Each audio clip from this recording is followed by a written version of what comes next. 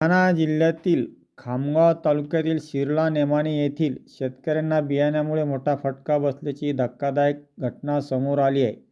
चुकीच्या वाणाच्या बियाण्यामुळे टरबूज पिकाचे तब्बल 5 ते 6 लाख रुपयाचे नुकसान झाल्याचा आरोप शेतकऱ्यांनी केला आहे.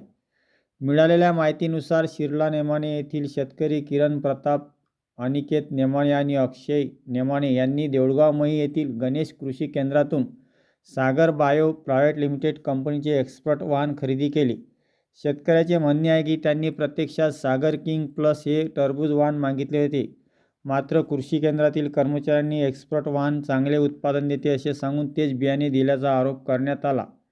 शेतकऱ्यांनी 8 डिसेंबर 2025 रोजी बियाणे खरेदी करून 10 डिसेंबरला पेरणी केली. पेरणीनंतर जवळपास 90 दिवस पूर्ण झाले. मात्र टरबूज फळाचे वजन केवळ 200 ग्रॅम ते 1 किलो इतकेच असल्याचे शेतकऱ्याचे म्हणणे आहे. सामान्य या कालावधीत टरबूजाचे वजन 5 ते 6 किलोपर्यंत वाढणे अपेक्षित असते. त्यामुळे शेतकऱ्यांचे मोठे नुकसान झाले असल्याचे त्यांनी सांगितले. शेतकऱ्यांनी सुमारे 2 एकर क्षेत्रावर टरबूज लागवड केली होती.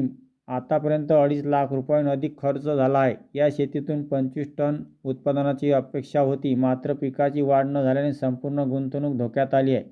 दरम्यान या प्रकरणी तक्रार केल्यानंतर तालुका कृषी अधिकारी सुनील पवार, गुण नियंत्रण अधिकारी अमोल बंड आणि दत्तात्रय काळे यांनी शेतात जाऊन पंचनामा केला. प्राथमिक तपासात शेतकऱ्याचे नुकसान झाल्याचे आढळून आल्याची माहिती मिळाली आहे. याबाबत तालुका कृषी अधिकारी सुनील पवार यांनी सांगितले की 2 मार्च रोजी तक्रार मिळाल्यानंतर शास्त्रज्ञांच्या टीमसह शेतात जाऊन पाहणी करण्यात आली. त्यानंतर कंपनीच्या प्रतिनिधींना बोलावून माहिती देण्यात आली असून पुढील कारवाईसाठी अहवाल वरिष्ठांकडे पाठवण्यात आला आहे.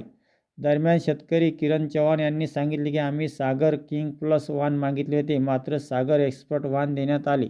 पिकाची वाढ अपेक्षेप्रमाणे झाली नाही. त्यामुळे शासनाने लवकरात लवकर चौकशी करून आम्हाला नुकसान भरपाई द्यावी अशी मागणी त्यांनी केली आहे. आता या प्रकरणात पुढे काय कार्यवाही होते आणि शेतकऱ्यांना नुकसान भरपाई मिळते का याकडे सर्वांचे लक्ष लागले आहे.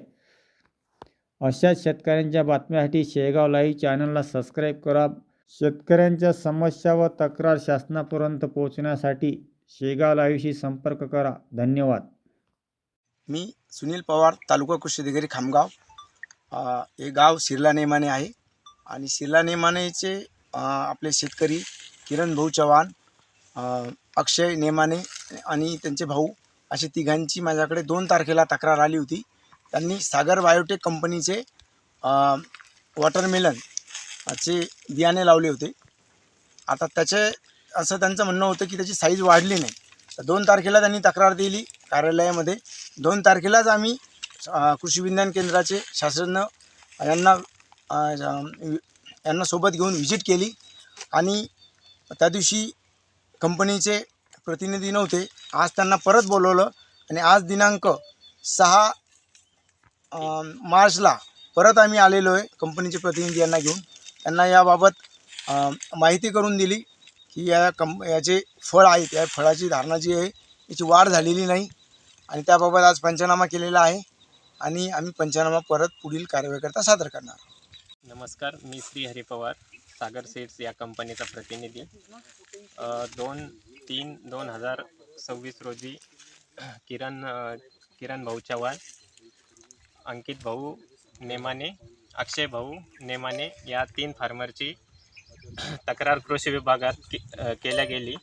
तर कृषी विभाग या अधिकारी साहेबांनी 3/2/2026 रोजी प्रत्यक्ष स्पॉट पाहणी करून अहवाल सादर केला व 6/3/2026 रोजी कंपनी एम्प्लॉई म्हणून मला बोलवण्यात आले व हजर राहण्यास सांगितले आणि आज स्पॉट पंचनामा करून नुकसान भरपाईची शेतकऱ्याकडून मागणी होत आहे व ही मागणी मी शेतकऱ्यांची मागणी कंपनीचे जनरल मॅनेजर व MD साहेब यांच्यापर्यंत पोहोचवेल. धन्यवाद. नमस्कार, मी शिरला नेमाणे येथील शेतकरी अंकित दिनकर नेमाणे, किरण प्रताप चव्हाण, अक्षय दिनकर नेमाणे. आम्ही सागर किंगचं एक्सपर्ट लावलं. तर सागर किंगचं एक्सपर्ट लावल्यामुळे आमच्या या मालाची साईजच बनली नाही. साईज नाही बनली, आम्ही कंपनीला 1 महिन्यापासून आम्ही कॉन्टॅक्ट करत आहे.